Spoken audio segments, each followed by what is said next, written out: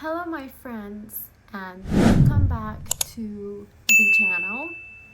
I'm Vida and in today's episode we are continuing our slow and clear English reading of the Rhythm Theory by Mel Robbins. This video is designed to help you relax and improve your listening skills and enjoy the book, one page at a time. I'll be reading directly from the book, slowly and naturally, so you can follow along even if your English is not your first language. So sit back, take a deep breath, and let's continue exactly from where we left off in the previous episode. I then proceeded to have a 20-minute long anxiety attack on stage. About 19 minutes in, I forgot how to end my talk on career change, so I blurted out the 5-second rule and how I use it because I couldn't think of anything else to say. I must have blacked out because I also don't remember the part where I gave everyone in the audience my email address. And as I walked off that stage, I thought that it was the worst experience of my life. Thank God it's over. Turns out that small events was one of the TEDx conferences ever held. They filmed it and the year later posted the video online. Not only did it go viral, it became one of the most watched TEDx talks of all time.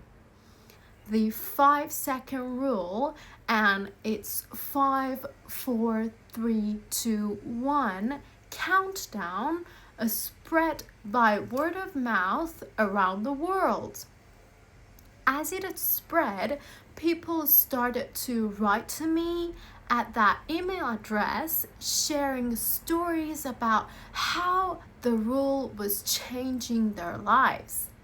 I was so moved by people's stories that I would sit up late at night after I had put our 3 kids to bed, answering their emails one by one. When I had been drowning in my problems, I felt like I was the only one who had trouble doing the things I needed to do. It's not true. We all struggle with motivation. It's the universal problem. And the 5-second rule seems to be a solution that not only works for me, but also works for people all over the world. The stories were amazing. People had used 5, 4, 3, 2, 1 to push through fear, procrastination, and excuses to change jobs, lose 100 pounds, get sober, launch and sell businesses, improve their health and marriages. The medical and clinical uses blew me away. Doctors and psychologists were using it to treat PTSD, OCD, and depression.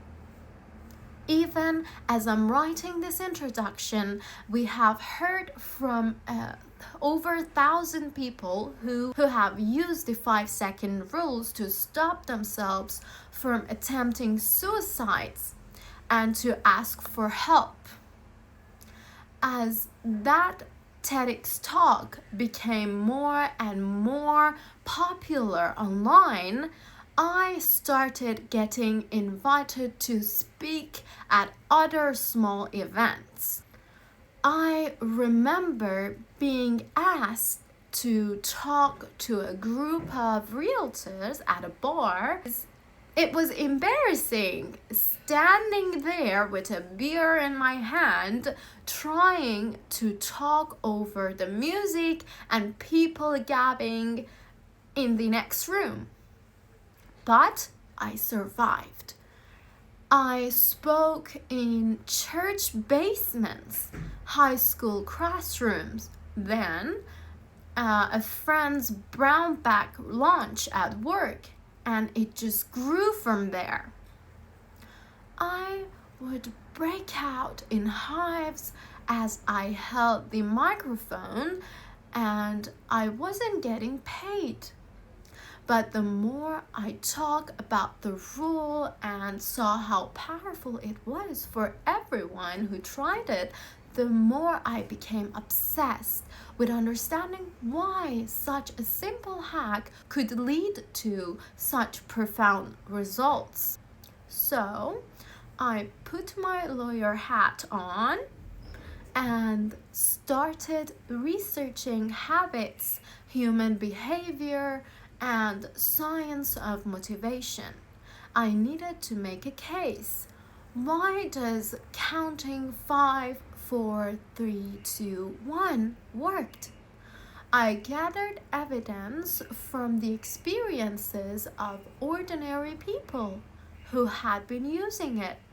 I found compelling precedent from the accounts of serpents, addictions specialists, and medical doctors who had begun documenting it to their patients. And all the evidence pointed to a simple explanation. The small, consistent action changes everything. A small, consistent action changes everything. Meanwhile, my friends and extended family had no idea what I was doing because I was too scared to tell them. Nell, giving advice? Give me a break. She nearly destroyed her own life. At this point in my story, my husband had left the restaurant business and was struggling with depression.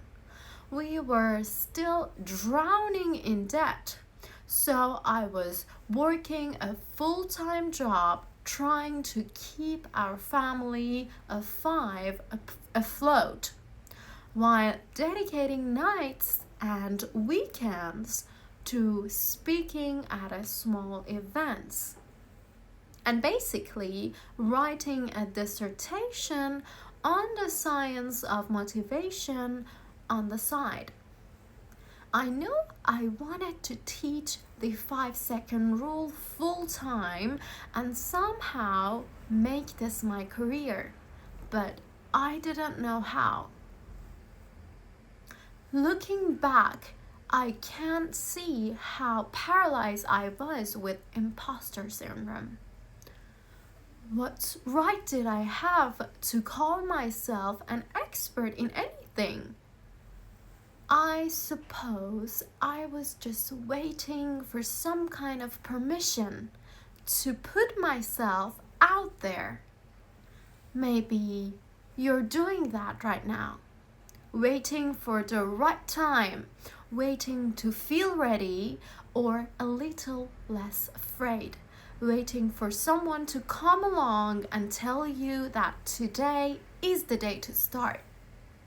The problem with waiting is no one is coming.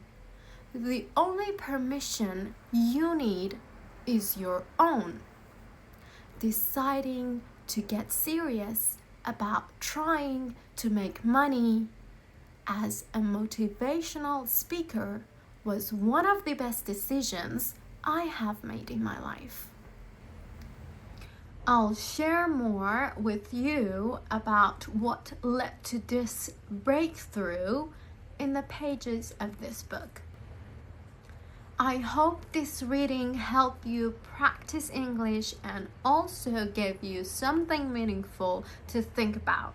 If you enjoyed this episode, feel free to like, subscribe and turn on notification button so you don't miss the next part of this book. Your support helps me continue creating more slow version reading content for you. Until next time, keep learning, keep growing, and take good care of yourself. See you in the next chapter.